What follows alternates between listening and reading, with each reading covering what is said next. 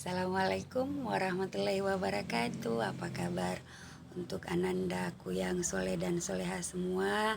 Semoga kalian tetap dalam keadaan sehat dan dalam lindungan Allah Subhanahu wa Ta'ala. Amin, amin ya Rabbal Alamin. Alhamdulillah, pada kesempatan ini kita masih akan melanjutkan materi dari pelajaran sebelumnya, yaitu Asmaul Husna. Materi kita pada hari ini yaitu berakhlak dengan 5 Asmaul Husna.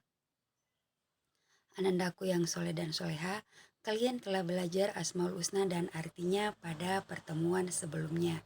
Sebagian sifat-sifat Allah Subhanahu wa Ta'ala tergambar dalam Asmaul Husna tersebut. Dalam satu riwayat, Rasulullah Shallallahu Alaihi Wasallam bersabda, "Latihlah diri kalian berakhlak dengan akhlak atau sifat-sifat Allah Subhanahu wa Ta'ala."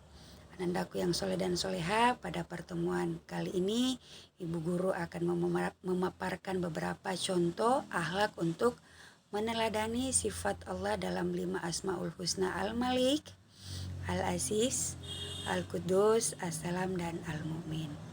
Yang pertama yaitu menahan diri. Coba anandaku yang soleh dan soleha semua perhatikan gambar tersebut, di mana terdapat 2 orang anak laki-laki sedang bermain bola. Kemudian salah satu di antaranya terjatuh ketika sedang bermain. Ini adalah salah satu bentuk kejadian bahwa pada saat kita bermain, kemudian pada saat bermain itu mendapatkan cedera, kita itu tidak boleh membalas ataupun marah terhadap lawan main kita. Kita harus bisa menahan diri dari rasa marah. Anandaku yang soleh dan soleha, pernahkah kalian mengalami hal tersebut seperti di gambar? Kemudian bagaimana perasaan kalian ketika ada seorang teman yang curang pada saat bermain? Apakah kalian marah? Ibu yakin kalian mungkin ada rasa marah, rasa jengkel. Rasa marah itu adalah hal yang manusiawi karena itu adalah termasuk dalam kodrat manusia. Tetapi anandaku yang soleh dan soleha, bila marah dilampiaskan dalam bentuk tindakan, maka keadaan akan penuh perselisihan dan jauh dari kedamaian. Menahan diri dari perbuatan yang merugikan diri sendiri dan orang lain adalah merupakan wujud dari kemampuan menguasai diri. Contohnya menahan diri dari membeli sesuatu yang tidak penting, menahan diri dari bermain yang berlebihan, kemudian menahan diri untuk tidak berbuat curang terhadap orang lain. Menahan diri adalah salah satu cerminan kemampuan menguasai diri ketika hendak berbuat buruk atau merugikan orang lain. Dan ini adalah salah satu bahagian dari akhlak yang meneladani sifat Asmaul Husna, Al-Malik. Jadi anandaku yang soleh dan soleha, kita harus mampu menjadi manusia yang selalu mampu menahan diri dari segala hal yang merugikan diri sendiri maupun merugikan orang lain. Yang kedua adalah mandiri. Coba anandaku sekalian perhatikan gambar tersebut. Apakah kalian sering melakukannya? Ataukah masih sering dibantu oleh orang tua? Oke, pada gambar itu anandaku yang soleh dan soleha menggambarkan bahwa seorang anak laki-laki yang akan berangkat ke sekolah menggunakan pakaiannya sendiri, kemudian mempersiapkan peralatan sekolahnya sendiri, kemudian mengenakan sepatu sendiri. Jadi mandiri adalah mengerjakan segala sesuatu sendiri tanpa mengandalkan orang lain. Kebiasaan hidup mandiri harus dimulai sejak dini. Makan sendiri, mandi sendiri, berpakaian sendiri, menyiapkan alat sekolah sendiri. Hidup mandiri akan melahirkan anak yang tangguh, optimis, dan percaya diri. Hidupnya tidak mudah menggantungkan pekerjaan kepada orang lain, baik itu orang tua, saudaranya, maupun temannya. Jadi anandaku yang soleh dan soleha, perilaku mandiri adalah salah satu contoh perbuatan yang meneladani Asmaul Husna Al-Aziz. Dengan mandiri maka hidup kita akan menjadi lebih mulia. Kemudian yang ketiga adalah cinta kebersihan.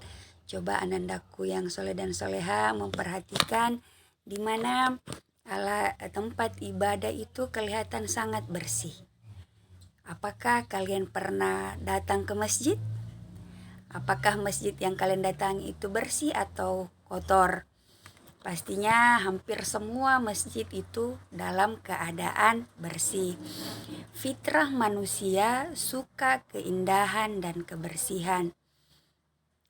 Sehingga semua manusia suka hidup bersih dan menjaga kebersihan lingkungannya. Mencintai kebersihan diajarkan oleh agama Islam. Di samping juga memberikan dampak manfaat bagi kesehatan baik itu jasmani maupun rohani kita. Anandaku yang soleh dan soleha, oleh karena itu kebersihan merupakan hal yang dapat diperhatikan besar oleh agama Islam.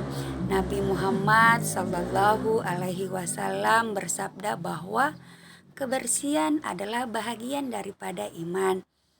Jadi perhatian Islam dapat dibuktikan dengan kewajiban wudhu sebelum sholat, kemudian anjuran bersiwak, kemudian berkewajiban untuk mandi, bersuci setelah hadas. Kebiasaan hidup bersih merupakan akhlak terpuji yang meneladani Asmaul Husna Al-Quddus. Setiap saat kita hanya berusaha menjaga kebersihan diri, lingkungan, dan alam sekitar. Yang keempat, untuk anandaku yang soleh dan soleh adalah menjaga lisan. Pernahkah kalian merasakan bahagia ketika misalnya mendapat kata-kata yang santun dari orang lain, ataukah mendapat pujian dari orang lain, ataukah bahkan kita pernah sakit hati karena kata-kata orang lain atau teman kita. Demikianlah manfaat dan bahaya dari lisan kita. Kadang ia membuat orang senang hati dan di lain waktu membuat orang sakit hati. Maka berhati-hatilah berbicara, fikirkan untung ruginya sebelum terucap menjadi kata-kata. Anandaku yang soleh dan soleha, lalu untuk apa sebaiknya lisan kita? Gunakanlah lisan kita untuk berzikir, membaca Al-Quran, menasihati dalam kebaikan, mengajarkan ilmu, dan amal saleh lainnya sesuai dengan tuntunan yang diajarkan di dalam agama kita. Kemudian menjauhkan diri kita dari dosa-dosa lisan kita seperti adu domba, fitnah, ghibah, mencela, membuka aib seseorang. Kita harus mampu menjaga lisan kita dari perkataan yang menyakiti hati orang lain. Anandaku yang soleh dan soleha, dengan demikian berarti kita telah membuat orang lain tentram dan damai. Dan inilah salah satu perilaku yang meneladani Asmaul Husna Assalam.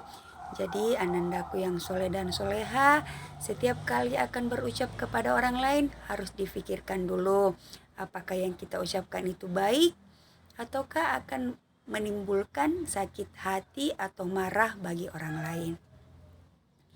Yang kelima adalah hidup tertib. Coba anandaku perhatikan baik-baik ada orang yang sedang beribadah dengan tertib dan rapi, kemudian ada yang menyeberang di jalan sesuai dengan aturan, menyeberang di zebra cross, kemudian orang yang sedang melakukan pengibaran bendera upacara dengan tertib, dan orang yang sedang menonton pula dengan cara yang tertib. Sekarang saya mau tanya, bagaimana rasanya ketika ada anak-anak yang berbuat gaduh pada saat sholat berjamaah? Apa yang kalian rasakan jika ada anak-anak yang berbicara pada waktu upacara bendera? Kepatuhan pada aturan harus dibiasakan, dimanapun kita berada dan kapanpun waktunya. Ketika kalian berada di rumah, di sekolah, di masjid, atau tempat lain, maka ikutilah aturan itu. Maka anandaku yang soleh dan soleha, inilah yang menjadi kunci mewujudkan rasa aman di tengah masyarakat. Mengikuti aturan ini disebut dengan tertib. Menciptakan ketertiban sehingga membuat orang lain merasa aman merupakan salah satu teladan dari Asmaul Husna Al-Mu'min. Jadi anandaku yang soleh dan soleha, mau dimanapun kita berada, mau di sekolah, di rumah, di tempat bermain, kita harus selalu menanamkan sifat untuk taat kepada aturan agar kita bisa selalu hidup berdampingan dengan damai bersama dengan orang lain. Maka sampai di sinilah materi kita pada kesempatan ini, dan Ibu akhiri dengan ucapan Assalamualaikum warahmatullahi wabarakatuh. Terima kasih.